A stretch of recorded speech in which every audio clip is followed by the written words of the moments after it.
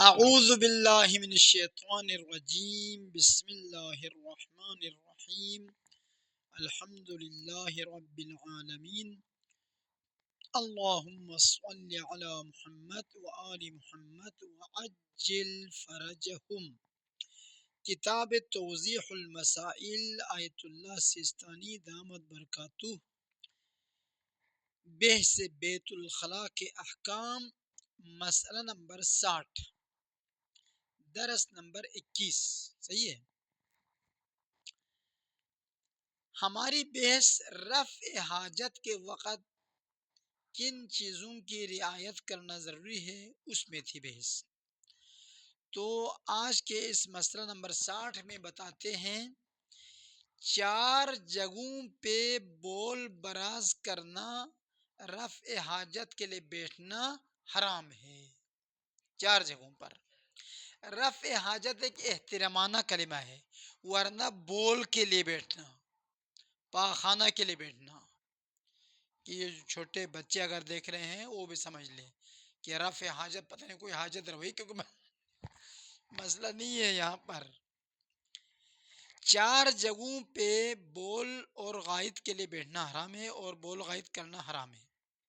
Number 1، بند گلی میں، مثلا شہر ہے، ایک گلی ہے جس میں 3-4 گھر ہے، آگے پھر راستہ نہیں ہے، یہ جو راستہ ہے وہ فقط انہی گھر والوں کے لیے ہے، پھر آگے کوئی جانے کا راستہ نہیں، اس کو کہتے ہیں بند گلی۔ اس کو کیا کہا جاتا ہے؟ بند گلی۔ تو بند گلی میں جبکہ وہاں رہنے والوں نے اس کی اجازت نہ دے رکھی ہو کہ ہمارے کوچے میں آ کر بول کرے، پاخانہ کرے، تو کون بیوقوف اجازت دے گا؟ جو اجازت دے گا وہ عقل سے فارغ بیٹھا ہے۔ تمہارا گھر ادھر ہے تو لوگوں کو دعوت ادھر کہ وہ رفع حاجت کرے، کوئی اجازت نہیں دے گا۔ دیکھو،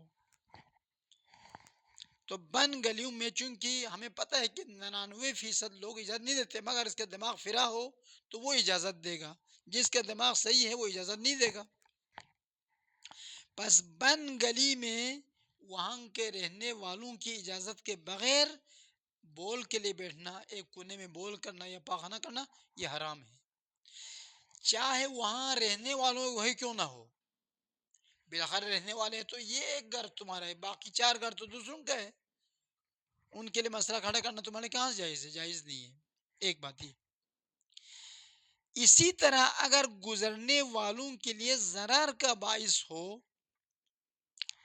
بند گلی نہیں ہے، کھلی گلی ہے، آگے جانے کا راستہ ہے، موٹر سائیکل، گاڑی، پیدل بھی لوگ جاتے ہیں، ادھر سے آگے نکل جاتے ہیں، کھلی گلی ہے، لیکن اس شخص کا یہاں پر بول کرنا، روڈ پہ بول کرنا، بند اس کھلی گلی میں بول کرنا یا پاخانہ کرنا، وہ ادھر گزرنے والوں کے لیے مسئلہ بنتا ہے نا، تو کون عاقل اس کو دیکھے گا؟ تو عقل سے کام لیا کرو۔ عقل اللہ تعالیٰ نے اسی لیے دیا تھا کہ اچھے برائی کی تمیز پیدا کریں۔ اسی طرح اگر گزرنے والوں کے لیے ضرر کا باعث ہو، عمومی گلی، کوچوں اور راستوں پر بھی رفع حاجت کرنا حرام ہے۔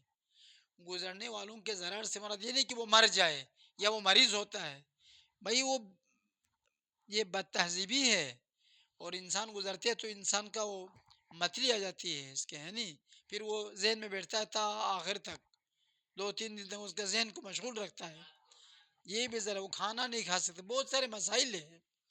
پس ضرر سے مراد یہ نہیں کہ پیر پھسل کے وہی مر جائے، یہ فقط نہیں ہے، ضرر عرفی، یعنی عرف کے نزدیک ایسا کام کرنا بدتمیزی کی علامت ہے۔ ابھی متاسفانہ ہمارے پاکستان میں بھی کچھ ہوٹل ایسے بنے ہوئے ہیں جہاں پر جب مسافر روکتے ہیں تو کھڑے ہو کر پیشاب کرنے کی جگہ بنی ہوئی ادھر۔ تم مسلمان ہے، کیسے یہ بناتے ہو؟ وہ نماز کا ٹینشن ہی نہیں ہے، طہارت نجاست کا کوئی ٹینشن ہی نہیں ہے، ہر کوئی ایک ایک نعرہ لگا کے جنت میں جانا چاہتے ہیں۔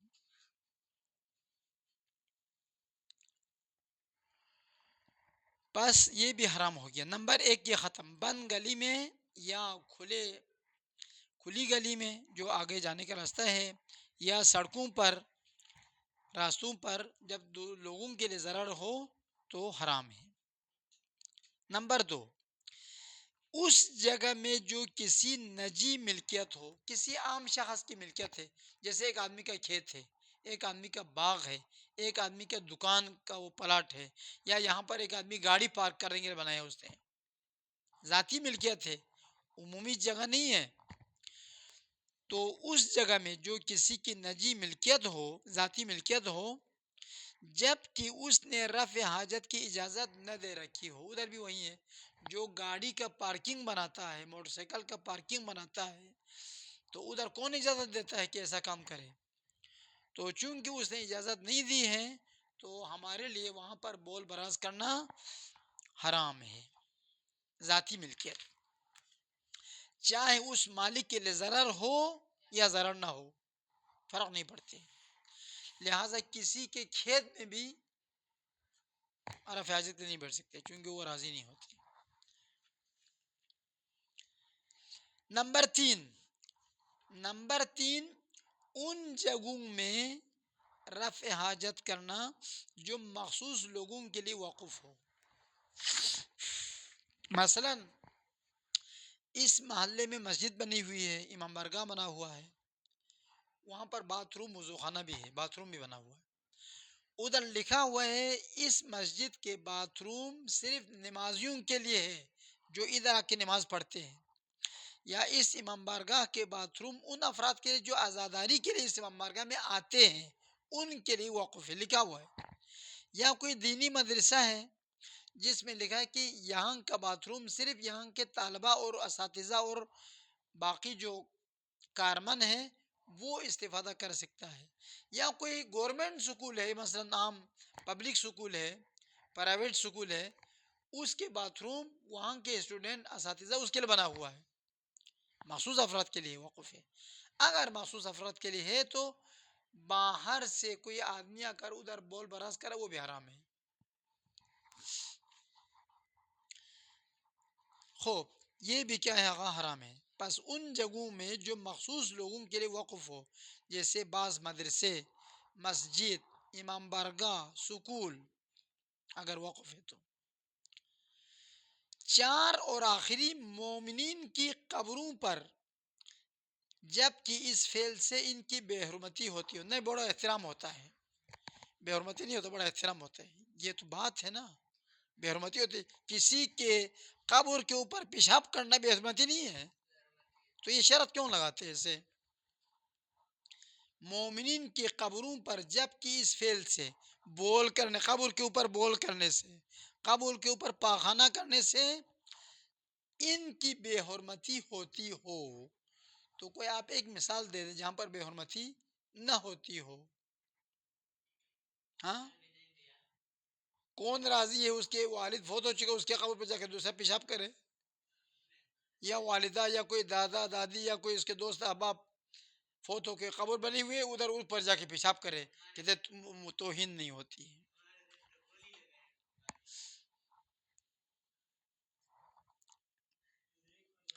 بلکہ اگر بے حرمتی نہ بھی ہوتی ہو پھر بھی جائز نہیں ہے۔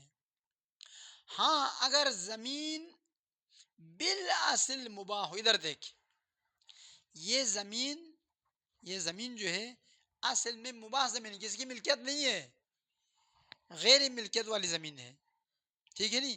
اب کسی مردے کو ادھر آ کے دفن کیا ہے تو اس صورت میں کہتے ہیں کہ اشکال نہیں ہے، اور یہ بھی تو بڑا مسئلہ ہے، توہین تو ہوتی ہے، توہین مومن کیسے جائز کہہ سکتے ہیں؟ تو آغا جنید آپ کا فتویٰ کیا ہے؟ مطلقاً حرام ہے۔ اچھا آپ کا فتویٰ، یہ ہمارے طالب علم ہے وہ کہتے ہیں کہ اس کا فتویٰ یہ ہے کہ مطلقاً حرام ہے۔ ہاں یہ مذاق کر رہی ہے۔ اگر زمین بالاصل مباح ہو، یعنی اصل میں یہ زمین کسی کی ملکیت نہیں، اس مردے کی ملکیت بھی نہیں ہے، اس نے مثلا صحرا میں جا کر دفن کیا، کسی کو جنگل میں لے جا کر دفن کیا ہے، یہی صورت ہر اس جگہ کی ہے جہاں رفع حاجت دین یا مذہب کے مقدسات کی توہین کا سبب بنے، یعنی ہر وہ جگہ جہاں پر بول براز کرنے سے دین کی توہین کا سبب بنتا ہے یا مذہب کی توہین کا سبب بنتا ہے تو وہاں پر جا کے بول براز کرنا کیا ہے؟ حرام ہے. حال اس کی مصداق کو پہ پتہ کرنا یہ وہ بنے گا، مثالیں دینا پڑے گا. مثال کے طور پر مسجد کے دروازے کے باہر، مسجد کے دروازے کے باہر تو فرض کے خارج کسی کی ملکیت نہیں ہے، پھر بھی ادھر پیشاب کرے پاخانہ کرے، یہ مسجد کی توہین ہے. تو مسجد کی توہین دین کی توہین ہے. ٹھیک ہے نہیں. تو اس صورت پس ان چار جگہوں پہ رفع حاجت کے لیے بیٹھنا حرام ہے. اگلا مسئلہ پڑھ لیتے پھر ختم کر لیتے. تین صورتوں میں مقعد یعنی پاخانہ خارج ہونے کا مقام فقط پانی سے پاک ہو سکتا ہے. عام طور پر انسان بھیڑ بکریاں چرانے کے لیے جاتا ہے صحرا میں، تو وہاں پر پیشاب کرتے پاخانہ کرتا ہے، تو وہاں پر پانی تو نہیں ہوتا. صحرا میں کہاں پانی ہے؟ پینے کے لیے ایک بوتل رکھا ہوا ہے، اس سے پاک بھی نہیں کر سکتا. پیشاب کی جگہ پانی کے علاوہ بالکل پاک نہیں ہوگا. اما جو پاخانے کی جگہ ہے مخرج غائط کہا جاتا ہے، اگر پاخانہ معمول سے زیادہ نہ پھیلا ہو تو پتھر سے بھی پاک ہو سکتا ہے، مٹی کے ڈھیرے سے بھی پاک ہو سکتا ہے، کپڑے سے بھی پاک ہو سکتا ہے، اور اس قسم کی چیزوں سے پاک ہو سکتا ہے. تین صورتوں میں مقعد یعنی پاخانہ خارج ہونے کا مقام فقط پانی سے پاک ہوتا ہے، مٹی ڈیلا پتھر وغیرہ سے پاک نہیں ہوتا. نمبر ایک، فقط پانی استعمال کرنا ضروری ہے. پاخانے کے ساتھ کوئی اور نجاست مثلا خون باہر آیا ہے، پاخانے کے ساتھ خون بھی نکلا ہے، یہ مٹی کے ڈیلا ملنے سے پاک نہیں ہوگا، پتھر ملنے سے پاک نہیں ہوا، کپڑا پلنے سے پاک نہیں ہوا، ٹیشو پیپر کے ذریعے سے پاک نہیں ہوا. صاف تو ہوگا لیکن پاک نہیں ہوگا. ایک. نمبر دو، کوئی بیرونی نجاست مخرج غائط پر لگ گئی ہو، مقعد پر یعنی مخرج غائط پر لگ گئی ہو، تو اس صورت میں پاک نہیں ہوگا.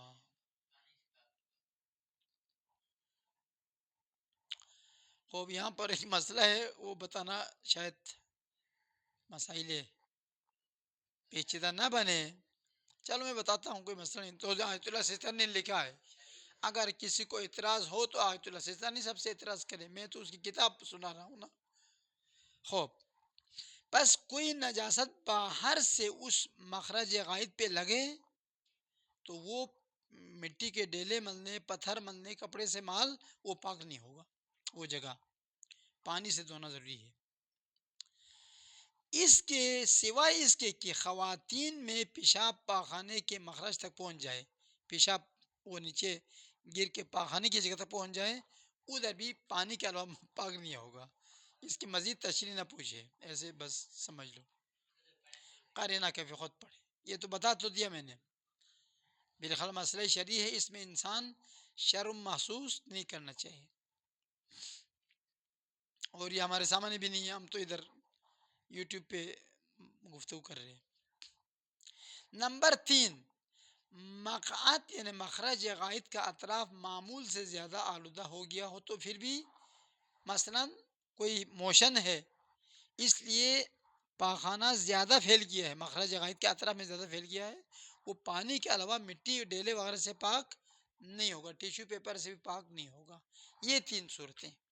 بس ان تین صورتوں میں پانی کے علاوہ مخرج غائط پاک نہیں ہوگا. ان تین صورتوں کے علاوہ مقعد کو یعنی مخرج غائط کو، پاخانہ نکلنے کی جگہ کو، یا تو پانی سے دھویا جا سکتا ہے اور یا اس طریقے کے مطابق دھویا جا سکتا ہے جو بعد میں بیان کیا جائے گا بعد والے مسئلے میں. مثلا کپڑے سے یا پتھر سے یا لکڑی سے یا ٹیشو پیپر سے بھی پاک کیا جا سکتا ہے، اگرچہ پانی سے دھونا بہتر ہے، چونکہ ان چیزوں سے وہ تھوڑا بہت اصل نجاست تو ظاہر ہوتا ہے، لیکن اس کے باقی جو اثرات ہے وہ رہتا ہے. اس لیے بہتر ہے جب تک پانی سے دھونا ممکن ہے انسان پانی ہی استعمال کرے. خوب اللہم صلی علی محمد وآل محمد.